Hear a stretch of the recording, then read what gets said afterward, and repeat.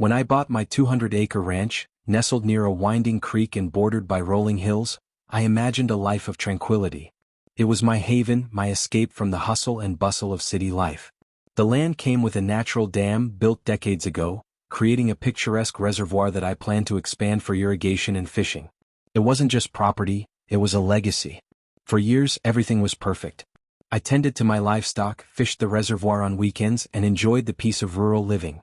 The nearest subdivision, controlled by the HOA, was a good few miles away, close enough to hear whispers of their antics but far enough to stay out of their reach. Or so I thought. It started innocuously enough. A flurry of surveyors appeared at the far edge of my property one morning. They wore hard hats, carried clipboards, and moved with an unsettling air of authority. I assumed they were from the county, maybe assessing the creek or planning road improvements. But a week later, construction equipment began rolling in. Alarm bells rang in my head. I drove over to the site and found myself face to face with the HOA president, Marcus Caldwell. Dressed in an expensive suit and wearing a smug smile, he barely glanced up from his phone when I approached. "Can I help you?" he asked as though I were the intruder. "Yeah," I said, pointing to the bulldozers and excavators. "What's all this?" "You're on my land." Marcus raised an eyebrow. "Actually, this land belongs to the HOA. We're expanding the subdivision." My jaw tightened. "The hell you are? This is my property. I've got the deed to prove it." Marcus chuckled, a condescending sound that made my blood boil. "Oh, I don't think so. The HOA acquired this land last year. If there's a misunderstanding, I suggest you take it up with our legal team." I stared at him, stunned. "Acquired? You think you can just take my land?" Marcus's grin widened. "It's called eminent domain. We're within our rights. Now, if you'll excuse me, I have homes to oversee." The drive back to my house was a blur of anger and disbelief. Eminent domain? That was government territory, not HOA nonsense. I pulled out my deed and survey maps, verifying what I already knew: the land was mine. By the next morning, I was on the phone with my lawyer, Susan. She was sharp, no nonsense, and knew her way around property disputes. "They can't do this," I said, pacing my living room. "Can they?" Susan sighed. "Legally, no. But if they forged paperwork or pulled strings with someone in the county office, they could have created a bureaucratic mess. It'll take time to untangle." "Time?" I snapped. "They're already building. I don't have time." "Then you'll have to get creative," Susan said. "I'll start digging into the paperwork, but you might want to think about ways to remind them whose land they're on." Her words sparked an idea, one that simmered as I watched the construction progress over the next few weeks. They thought they could take my land. They thought I'd roll over and let it happen. They were about to find out just how wrong they were. Over the next few weeks, I watched in quiet fury as construction crews transformed my once pristine land into a chaotic mess. The rolling pastures were scarred by bulldozer tracks, and the gentle creek that fed my reservoir was being rerouted through a hastily dug ditch. Marcus Caldwell, the HOA president, strutted around the site like a king surveying his kingdom. Day after day, more equipment arrived, and soon the skeletons of houses began rising from the dirt. But while Marcus and his crew worked on their homes, I worked on uncovering the truth. My first stop was the county records office. Armed with my deed, I spent hours combing through property filings, zoning documents, and survey reports. It didn't take long to find the smoking gun: a suspicious transfer of ownership filed under my land. The document was riddled with errors: wrong parcel numbers, mismatched signatures, and a date that coincided with my land purchase. Someone had forged the paperwork to make it look like the HOA owned my property. I brought the evidence to Susan. She reviewed it with a grim expression. "This is blatant fraud," she said. "If we take this to court, we can stop them." "How long will that take?" I asked, already dreading the answer. "Months, maybe longer. These cases can drag out, and the HOA will fight us every step of the way." I nodded, my mind racing. "Then we need a faster way to send a message." Susan gave me a curious look. "What are you thinking?" "I'm thinking it's time to remind them what happens when you mess with the wrong rancher. The dam on my property had been built decades ago to create the reservoir. It wasn't huge, just enough to control the flow of water during heavy rains, but it was solid. Over the years, I'd maintained it myself, reinforcing the structure and ensuring the floodgates worked perfectly. The creek that fed into the reservoir was diverted by the HOA's construction, but the reservoir itself remained full, a silent reminder of what they'd taken. One evening, as I stared at the reservoir from my porch, an idea took shape: a way to make the HOA regret every lie, every shovel of dirt and every arrogant smirk Marcus had thrown my way. It was a risky plan, but then again so was stealing someone's land. The next morning I got to work. I inspected the dam, testing the mechanisms and ensuring everything was in perfect working order. The floodgates hadn't been used in years, but they responded smoothly when I ran a few test cycles. As I worked, I kept an eye on the construction site. The houses were going up quickly, with crews working from dawn to dusk. Marcus had even installed a flashy HOA sign at the entrance to the site, proclaiming the development as Riverside Heights. The irony wasn't lost on me. By the end of the week, the reservoir was at full capacity and I had everything in place. All that was left was to wait for the right moment. Marcus and his HOA cronies thought they'd won. They thought they could bulldoze my land and my rights without consequence. But they had no idea what was coming. You said. By the time the last house was framed, Riverside Heights was in full swing. Crews worked tirelessly, pouring sidewalks, landscaping, and installing utilities. The HOA's smug victory was plastered across their promotional signs: luxury living by the water. Every day I watched the chaos unfold from my porch, biding my time. Marcus's arrogance had reached new heights. He even had the nerve to throw a small ribbon-cutting ceremony at the development's entrance. I stood in the shadows watching the event through binoculars. HOA members toasted their achievement, sipping champagne under a gaudy banner. It was infuriating and motivating. They'd stolen my land. They'd desecrated my property. Now it was time for payback. That evening I stood at the dam, the cool breeze carrying the scent of rain on the horizon.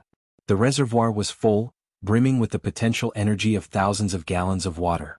I had done all the calculations, checked and rechecked the floodgates, and ensured the water would flow exactly where it was meant to go, straight into Riverside Heights.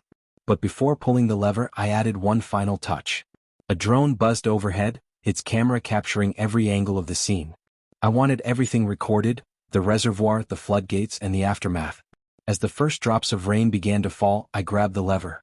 "You wanted waterfront property, Marcus," I muttered to myself. "Here it comes." With a satisfying groan, the floodgates opened. At first, the flow was slow, a gentle stream trickling through the channel. But as the gates widened, the water surged forward with unstoppable force, carving a path through the land. The diverted creek, hastily dug by the HOA's construction team, became a highway for the water. From the ridge above the development, I watched as the first torrent reached the nearest homes. The foundation trenches filled rapidly, turning into muddy pools. Within minutes, the pristine streets of Riverside Heights were inundated, their neatly paved surfaces disappearing under a growing torrent. The luxury signs toppled like dominoes, carried away by the flood. Gardens, patios, and freshly planted trees were uprooted, swept along by the deluge. The chaos was magnificent. Workers scrambled to save equipment, shouting orders that were drowned out by the roar of the water. Marcus's shiny black SUV, parked at the construction office, became a sitting duck as the floodwaters crept up its tires and then engulfed it entirely. By sunrise, the rain had stopped, and so had the flood. Riverside Heights was unrecognizable, a muddy wasteland of half-finished homes, toppled fences, and stranded debris. The HOA called the police, the county, and anyone else who would listen. But when they arrived, I was ready. I met the sheriff at the edge of my property, drone footage loaded onto a tablet. "Morning, Sheriff," I said, tipping my hat. "Morning," he replied, eyeing the wreckage below. "Got any idea what happened here?"